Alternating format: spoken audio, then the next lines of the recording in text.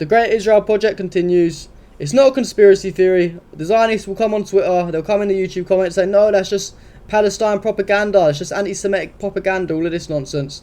But the Zionists come out themselves and tell you to your face that they're looking to do this Greater Israel Project. It's not a joke. They're expanding in the West Bank. They're creating more settlements. They're kicking Palestinians out of their homes. They're bombing Gaza. They're trying to bomb Lebanon. They're bombing Iran. Oh, it's not for the Greater Israel Project. It's all just an anti-Semitic conspiracy theory. No, it's not. It's not. They're telling you to your face that this is not a conspiracy theory. They're telling you they're doing this. We literally have Bezalel Smotrich here telling everybody we are presenting you a new vision for our Greater Israel Project. We've got the footage. Let's show you. Bezalel Smotrich announced settlement expansion at the integration of a new illegal outpost while presenting his vision for a Greater Israel. There will be expansion in Gaza that will extend our borders. In Lebanon, to the Litani in Syria, Mount Hermon, parts of the north, south and east. So they're telling everyone to their face that they're doing this. It's not a conspiracy theory, it's not. It's in fucking terrorist language, of course. But yeah, if there's any, I don't think there's any terrorist speakers in this chat.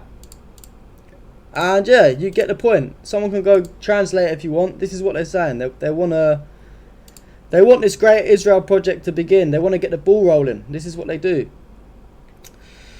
Yeah. And a very based tweet. Pakistan's Minister of Defence came out yesterday. The tweet has now been deleted. I'm not too sure why. No clue why, to be fair.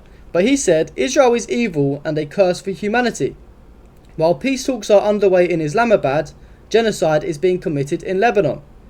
Innocent citizens are being killed by Israel, first Gaza, then Iran, and now Lebanon. Bloodletting continues unabated. I hope and pray people who create this cancerous state on Palestinian land to get rid of European Jews burn in hell.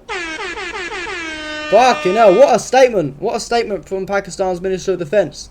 This guy actually follows me on X as well, because after I saw this statement, everyone was like, oh my god, did you see what he just tweeted? So I had to go to his page and check, and he actually follows me, which is super base as well. And since then, the tweet has been deleted. I have no idea why. But Zionists are freaking out about this tweet. Israel's Prime Minister office came out and said, the Pakistani Defence Minister's call for the annihilation of Israel is causing outrage. This is not a statement that can be tolerated from any government, especially not from one that claims to be a neutral mediator for peace. Damn! Looks like the Zionists are probably going to end up fucking targeting Pakistan at this rate. Israeli Foreign Minister Gideon Saar came out. He said, Israel views very gravely these blatant anti-Semitic blood libels from a government claiming to mediate peace. Calling the Jewish state cancerous is effectively calling for its annihilation. Israel will defend itself against terrorists who vow its destruction. Zionists are very touchy indeed. They are. It is funny that these are the ones that are meant to be holding the peace talks. Even they know, like, fucking hell, everyone knows that you Zionists are terrorists. Pretty much the whole world knows. Apart from fucking America and all of these Western nations that are owned by the Epstein regime. And apart from the Indians, of course. You know, everyone knows you guys are terrorists. This is fucking weird as well. The commander of the German Luftwaffe decided to donate blood for the Israeli military. Ah, man. What is wrong with these people? Silent Tia said, "What? Who cares what these Zionists think? They are terrorists." Exactly that, man. They are. They're terrorists. German Chancellor Friedrich Merz said, the brutality with which Israel is waging war there in Lebanon could derail the entire peace process, and that must not happen. And see, these Germans, they love to play both. They love to sit on both sides of the fence, you know. Thank you, Luna and Leo. I appreciate your support. You're right, Daniel. The Zionists did get rid of Imran Khan. Free Imran Khan. And also, look at this. Former US Secretary of State John Kerry. I was part of a number of conversations with Netanyahu.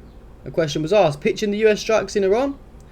Yes, he wanted us to strike. He came to President Obama. He made a presentation to ask to strike. President Obama refused. President Biden refused. President Bush refused. The only president who has agreed to this, obviously, is President Trump. Imagine that. Imagine that. All of these terrorists before, American terrorist George Bush, American terrorist Joe Biden, American terrorist Barack Obama, all refused to strike Iran. But then the biggest terrorist of them all, Trump the terrorist, says, of course Israel, we'll bomb Iran. We'll bomb Iran, anything you want. How mad is that? President Trump, the one who claimed to be the president of peace, the one who said no new wars, I'm going to be the president remembered in the history books for starting no new wars, I'm going to save humanity, and then he's the one who bows down to Israel the most. All of these previous prime ministers and presidents have all bowed down to Israel, don't get it twisted, but President Trump is even worse of a Zionist slave than all of the rest. Maybe it's because he visited Epstein Island so many times. Who knows? Maybe they've got blackmail on him, who knows? I wonder why. I wonder why. But yeah, let's play the clip anyway. You've probably sat across the table from Prime Minister Netanyahu more than almost anyone else out there, and he and Israel are, of course, big factors here. There's been recent reporting, you probably saw in the New York Times, that Netanyahu was taken into the situation where he basically pitched Trump on attacking Iran. Were you ever part of any conversations like that? I know he's made that pitches to past administrations. Were you ever a part of that? And were you surprised that he was able to convince Trump to do this? Well, I was part of any number of conversations with Prime Minister Netanyahu, conversations that took place in other countries. Pitching the U.S. to strike Iran. Yes, he wanted us to strike. He came to President Obama. He made a presentation to ask to strike. President Obama refused. President Biden refused. President Bush refused. The only president who has agreed to this, obviously, is President Trump. And it's really mad. Mad. Who would have thought?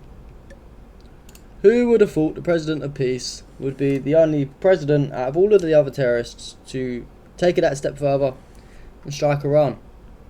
All of the others, like Joe Biden, was complicit in the genocide of Palestinians, of course, but Trump was not only was he complicit in the genocide of Palestinians and the now attempted genocide in Lebanon and the attempt of controlling Syria and the bombing of Yemen, he's also complicit in the terrorism in Iran. Mad. Madness. We live in crazy times. What's that song say? Our government is run... As it say? Your government is run by pedophiles. Exactly. It is. There's no joke.